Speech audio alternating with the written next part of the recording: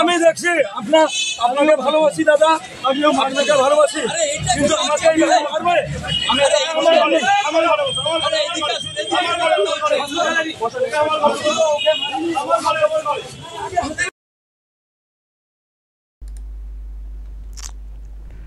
কি অবস্থা, পুলিশের একই হাল। দর্শক, গতকাল আমি একটা ভিডিও করেছি, সেটা ছিল ওপেন রাস্তাতে হাই রোডে সিভিক ভলেন্টিয়ারকে জুতো মারা। আর আজকে যে ভিডিও দেখতে পাচ্ছি এটা হচ্ছে খাকি পোশাকে পুলিশের অফিসার, তাকে হেলমেট দিয়ে মেরে একেবারে রক্তারক্তি। কি অবস্থা পুলিশের। এর আগেও দেখেছি কোথাও কিল ঘুষি, কোথাও বা অন্য কোনোভাবে। মানে এখন আর পুলিশকে দেখে সেই অর্থে ভয় হয় না, বা ভয় পেতে পেতে পেতে পেতে এমন একটা মানে রেজিস্ট্যান্স পাওয়ার চলে এসছে, এবং সেখান থেকে অনেকটা বেপরোয়া, যে দূর যা হবে হবে, এরা পুলিশ, এরা আইনের রক্ষক, যারা ভক্ষক হয়ে উঠেছেন তো এদেরকে কি মানবো, যা হবে হবে, ও পরে দেখা যাবে, চলো তো, আর ভাল লাগছে না বলে সেই জায়গা থেকে পিটিয়ে দিচ্ছেন অনেকে, ক্ষোভের জায়গা থেকে। ভাবুন দর্শক, আজকে পুলিশের ওপরে এই রকম চড়াও হওয়া। দেখুন, এটা তো ঠিক যে পুলিশের হাতে আইন রয়েছে, ওনারা ওনাদের মতো করে ইচ্ছে করে মানুষকে যে কোনো সময় ফাঁসাতে পারেন বা জড়াতে পারেন, সমস্যায় ফেলতে পারেন, কিন্তু সেটা জেনে বুঝেও কেন এই ঘটনা ঘটছে? অন্য মানুষকে মারতে গেলেই অনেকের পা কাঁপে, হাত কাঁপে, যদি পুলিশ কেস হয়ে যায় তাহলে কি করব। আর এখানে পুলিশকে মারা হচ্ছে ডিরেক্টলি হেলমেট দিয়ে, এইভাবে মার যে পুলিশ যে কোনো সময় মানে তাদের মতো করে কেস করতে পারে, করে বিরাট ধারা দিয়ে হেনস্থা করতে পারে। এই সব জানা সত্ত্বেও এই যে এই রকম চড়াও হয়ে যাওয়া, এটা মানে ওই যে বললাম না, মানুষ যখন কিছু দেখতে পান না তখন বাধ্য হয়ে, বা চরম অত্যাচার যখন শুরু হয় তখন সেই জায়গা থেকে মানুষ বেপরোয়া হয়ে ওঠেন, বা যখন চোখের সামনে দেখা যায় যে লাগাতার অনিয়ম করছেন, যাদের বিরুদ্ধে অভিযোগ তাদেরকে বাঁচানোর চেষ্টা করছেন, অথচ পরিষ্কার যে এই লোকগুলো অভিযোগ করেছে, ফলে এখান থেকে না অনেক সময় ঠিক থাকে না, নিজেকে ঠিক রাখা যায় না, তো সেই জায়গা থেকে এটা করা। আর আমরা একটা সময়ে, দর্শক আমি ছোটবেলার কথা বলছি, আমি আগেও বলেছি যে পুলিশ সম্পর্কে একটা আলাদা ধারণা ছিল, পুলিশের প্রতি আলাদা একটা ভয় ছিল, এবং পুলিশ আইন মেনে কাজ করে এই রকম একটা বিশ্বাসও ছিল। সেই জন্যে পুলিশ গাড়ি গেলে মানুষ ভয় পেতেন, যে কেন পুলিশ গাড়িটা যাচ্ছে, কিছু একটা ব্যাপার আছে, পুলিশ যদি একবার ছোঁয় তো মুশকিল আছে।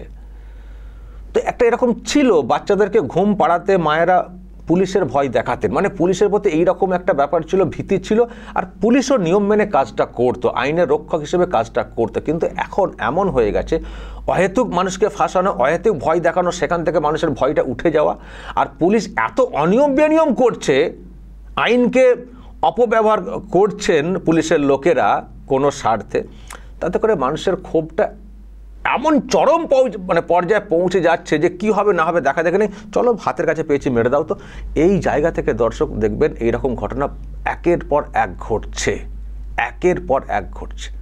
পুলিশকে মারা অন্যায়, যে কোনো মানুষকে মারাই অন্যায়, আমরা সবসময় বলি, আইনকে হাতে তুলে নেওয়া এটা ঠিক না।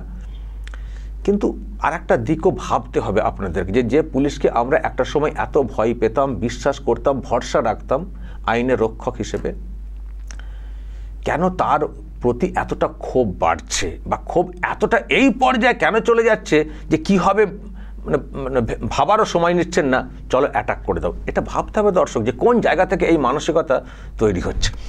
আমি দর্শক একটু খোঁজ নিচ্ছিলাম যে আদালত চত্বরে এই যে ঘটনা ঘটেছে এর কি কারণ। তো কারণের ব্যাপারটা আমি একটা বক্তব্য পেয়েছি, যে মানে ঘটনাকে ঘিরে একটা ক্ষোভ পুলিশের প্রতি। আমি আপনাদেরকে একটা বক্তব্য শোনাই, কি ঘটনা আগে ঘটেছিল, তারপর পুলিশের কি ভূমিকা, সেটা নিয়ে এই ব্যক্তি মানে ইনাদের পরিবারের সঙ্গে একটা ঘটনা ঘটেছে। এনার দাদা একজন আইনজীবী ওই আদালতের, যেটা জানতেও পেরেছি, দাদা এবং আরও অন্যরা। তো দর্শক শুনুন উনি কি ব্যাখ্যাটা দিচ্ছেন, কি ঘটনা ঘটেছে, তারপর আমি বাকি কথাতে আসছি।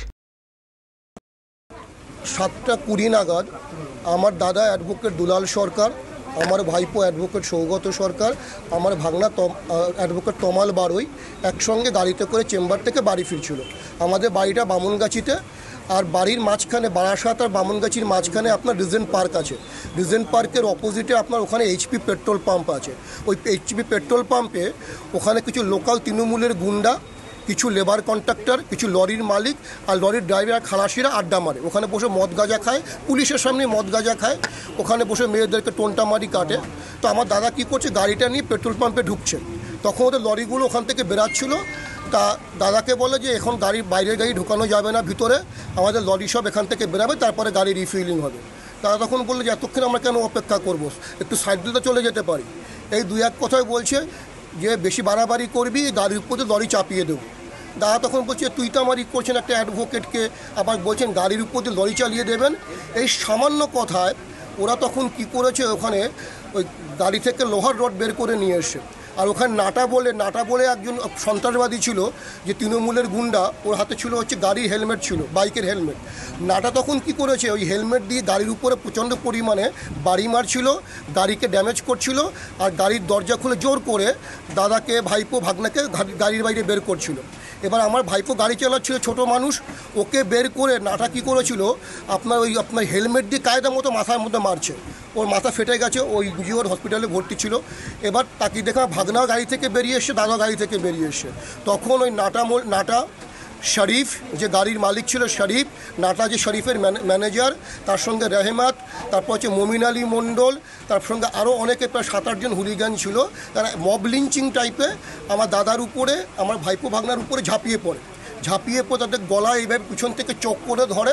আমার দাদা সেন্সলেস হয়ে পড়ে যাওয়ার পরে তার গলার চেন আর তার পকেটে প্রায় 1030 টাকা ছিল, ওই টাকাটা ছিনতাই করে নেয়, নিয়ে ওই হেলমেট দিয়ে মারতে থাকে। দাদা তখন আপনার হচ্ছে হাফ সেন্স অবস্থায় বলছে যে আপনারা ভুল করছেন, অন্যায় করছেন, আর যে আমরা পেশায় অ্যাডভোকেট, তা বলছে এখানে আমরাই উকিল, আমরাই জাজ, আমরাই কোর্ট, আমরাই বিচার করি, এটা আমাদের এলাকা, এখানে যা হয় আমাদের হিসেবে হয়, আর তুই পারলে কিছু করে নিস। তখন ওই আপনার পেট্রোল পাম্পের ম্যানেজার ছুটে এসে বলে এই উকিলদেরকে বিনা কারণে মারধর করিস না, ঠিক আছে। এবং তখন যে বলছে পুলিশ কিন্তু খবর পেয়ে গেছে, তখন ওই মুহূর্তে ওরা পালিয়ে যায়। এবার রাত 9:30 নাগাদ আমি থানায় যাই, তারা পুলিশ 2 জন আসামিকে অ্যারেস্ট করে, একজন খোকন মণ্ডল, একজন রহমত আলী মণ্ডল। দত্তপুকুর থানায় অ্যারেস্ট করে, যেহেতু ওটা যে এরিয়াটা দত্তপুকুরের আন্ডারেই আসে। এবার থানায় গিয়ে দেখি ওখানে রহমত আলী মণ্ডল আর হচ্ছে খোকন মণ্ডল বসে আছে। এবার আমি তখন বললাম যে এদেরকে লকআপে না নিয়ে আপনারা কেন একে রেখেছেন ভিজিটিং চেয়ারে, পুলিশের কাছে কোনো জবাব নেই। তা আমি কী করলাম, আমি বুঝলাম কিছুটা গটাপ কেস হতে পারে, আমি আমার ফোন দিয়ে একটা ছবি তুলে নিই রহমত আলী মণ্ডলের আর হচ্ছে আমার খোকন মণ্ডলের, ঠিক আছে। কিন্তু পুলিশ তখন আমাকে এফআইআর দেয় না, বলে স্যার কালকে সকালে আপনি এফআইআর নিয়ে যাবেন। আজকে সকালে যখন পুলিশ প্রোডাকশন দিচ্ছে, খোকন মণ্ডলকে ওখান থেকে পুলিশ সরিয়ে দিয়ে রহমত আলী মণ্ডল আর মমিন আলী মণ্ডল এবং এখানে কিছু বাংলাদেশের দুষ্কৃতীও রয়েছে, ওদেরকে পুলিশ প্রোডাকশন দিচ্ছে। তখন আমি আইও বাবুকে বললাম যে এই যে খোকন মণ্ডল কোথায়? খোকন মণ্ডল তো কালকে তো আপনার থানায় ছিল, এখন এখানে কোথায়? বলছে না আইও হচ্ছে সুজিত কুমার দে, এই মামলায় সুজিত কুমার দে এই মামলার আইও। তো উনি বলছেন না যা আছে ঠিকই আছে। ঠিকই না, আমার তো মোবাইলে ছবি আছে, এ তো খোকন মণ্ডল না, তো এর নাম তো মমিন মণ্ডল, এও ছিল মারামারির সময়। তখন যখন কোর্টের সামনে মামলাটা আসলো, তখন হিয়ারিংয়ের সময় যখন তাকে প্রশ্ন করা হলো খোকন আলী মণ্ডল কোথায়, তখন পুলিশের কাছে কোনো জবাব নেই যে খোকন আলী মণ্ডল থানা থেকে কোথায় চলে গেল, কেন চলে গেল। তখন সাহেব অর্ডার দিল যে 5টার মধ্যে যে করে হোক থানা থেকে খোকন আলী মণ্ডল কোথায় গেছে ওকে রিপ্রোডাকশন করতে হবে। পুলিশ বলছে কথা দিচ্ছি স্যার আমরা নিয়ে আসবো, এই কথা বলে পুলিশ চলে যায়। পুলিশের ভূমিকাটা নিয়ে এখানে প্রশ্ন উঠছে না যে অ্যারেস্ট করেছে একজনকে, প্রপোজ করছে নিঃসন্দেহে, আবার কোর্ট যখন তাদেরকে অর্ডার দিচ্ছে কোর্ট তখন তারা আবার বলছে যে আমরা কোর্টে প্রপোজ করব। এক্স্যাক্টলি। এবং যখন তাকে প্রশ্ন করা হয় তখন বলছে আমি যখন রাত্রে শিফটে আসি, আমি এসে এই আসামি পেয়েছি, যে আসামির কথা বলছেন আমি ওই আসামিকে থানায় পাইনি, যার ফলে আমি কিছু জানি না। তখন যে ডিউটি ছিল সে বলতে পারবে খোকন মণ্ডল কোথায় গেল। যদিও দর্শক শুনলেন, এই হচ্ছে ব্যাপার। যদিও এই যে ঘটনা ঘটেছে মারধরের, এখানে যারা আইনজীবী তারা মানে স্বীকার করছেন না যে তারা মেরেছেন বলে, তারা দায় অস্বীকার করছেন। ওদিকে শুনছি যে পুলিশ নাকি সুমোটো কেস করেছে, 3 জন আইনজীবীর নামে নাকি কেস করেছে মারধরের ঘটনাতে। তো যাই হোক, সে কি উঠে আসবে তদন্তে সেটা বিষয়, পুলিশ হয়তো অ্যারেস্ট করবে সেটাও একটা ব্যাপার। কিন্তু আমি যেটা ভাবছি যে পুলিশের এই রকম অবস্থা কেন হয়ে যাচ্ছে, পুলিশের প্রতি মানুষের আস্থা ভরসা নষ্ট হয়ে গিয়ে পুলিশের ওপরে মানুষ চড়াও হওয়ার সাহসটা ধরছে, এটা কোন জায়গা থেকে, কিসের থেকে? আর আমি তো বলবো এটা অ্যালার্মিং। এখন পাটে হচ্ছে, 1জন 2জন অফিসার, সিভিক ভলেন্টিয়ার এদের বিরুদ্ধে হচ্ছে, কিন্তু পুলিশদেরকেও বুঝতে হবে যে ক্ষোভ কিন্তু দিন দিন বাড়ছে এবং তাদেরকেই নিজেদেরকে অ্যাসেস করতে হবে যে কেন পুলিশের প্রতি এইরকম ক্ষোভ বাড়ছে এবং পুলিশের ওপরে এইরকম চড়াওয়ের কেস হচ্ছে। এবং সেই সঙ্গে আশপাশের দেশে যেভাবে পুলিশের ওপরে চড়াওয়ের বিরাট ঘটনা ঘটেছে সেগুলো দেখেও শিখতে হবে। দেখে শিখে নিজেদের নিরপেক্ষতা, নিজেদের যে দায়িত্ব সেটাকে পালন করতে হবে। না হলে আজকে এই পাটে হচ্ছে, এরপর দেখবেন মাস হবে, একসঙ্গে পুলিশের বিরুদ্ধে বিদ্রোহ ঘোষণা হয়ে যাবে যদি না পুলিশের মতো আচরণ করে। আমার এটা বলার, এটাও ভেবে দেখতে হয় পুলিশকে, কেন মারলো পুলিশ এটা না। ওই যে অভিযোগটা সামনে এসছে যেটা বললেন ওই ব্যক্তি, এটা শুনে কি মনে হচ্ছে? তো পুলিশ যদি এই রকম ভূমিকা পালন করে কাউকে বাঁচানোর জন্য কারো নির্দেশে, তো ক্ষোভ তো এমনিই তৈরি হবে যে দেখে এলাম এই লোককে গ্রেপ্তার করা হয়েছে, জানি আমরা এরা অ্যাটাক করেছে এবং থানাতে দেখেও এসছি, ছবিও আছে, কিন্তু যখন কোর্টে প্রডিউস করা হচ্ছে দেখছি তাদের মধ্যে একজন নেই।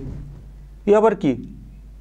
অফিসার বলছেন আমি জানি না, আমি পরে এসে দেখেছি, এই লিস্ট পেয়েছি, এই অনুযায়ী করছি। এই যে ন্যাকামো করা পুলিশের, এইসব দেখলে শুনলে এমনি তো যে কোনো মানুষের রাগ হবে। এবার একটা সীমা ক্রস করে যায় না যে দূর পেয়েছি মেরে দিই, তো তারপর যা হবে। পুলিশ যখন নিজেই তার নিয়ম মানে না, আমরা আবার কি নিয়ম মানবো? এই জায়গা থেকে বিষয়টা তৈরি হচ্ছে। মানুষ কিন্তু শখে করছেন না, মানুষ তার ধৈর্যের সীমার মানে যে সীমাটা, লিমিট যেটা, সেটা ক্রস করে যাচ্ছেন না। তখন তারাও বুঝছেন না যে কি করছি, কিন্তু যেটা করছি এই মুহূর্তে ওটাই করা দরকার বলে তারা সিদ্ধান্ত নিয়ে ফেলছেন। এই হচ্ছে ব্যাপারটা। ফলে পুলিশকে ভাবতে হবে যে পরিস্থিতি কেন এই রকম হয়ে যাচ্ছে দিনের দিন। শুধু কেন এটা হলো খুঁজে বের করি, চলো তাদেরকে ধরবো, জেলে পুরে দেবো, সে তো করবেনই, আইন আছে হাতে, সেই ক্ষমতা তো আপনারা দেখাবেনই। কিন্তু আমার যেটা বক্তব্য, পুলিশের সবাইকে নিজেদের বিষয়ে অ্যাসেস করতে হবে, নিজেদের ব্যাপারে মূল্যায়ন করতে হবে যে আমরা কি ঠিক পথে চলছি, এটা মূল্যায়ন করতে হবে এবং মূল্যায়ন করে সেই মতো করে চলতে হবে। আর না হলে এইরকম ভুগতে হবে, কিছু করার নেই। দর্শক বলবেন আপনারা, যদি আপনাদের এই নিয়ে কিছু বলার থাকে অবশ্যই বলবেন, কমেন্ট বক্সে নজর রাখবেন আরামবাগ টিভিতে।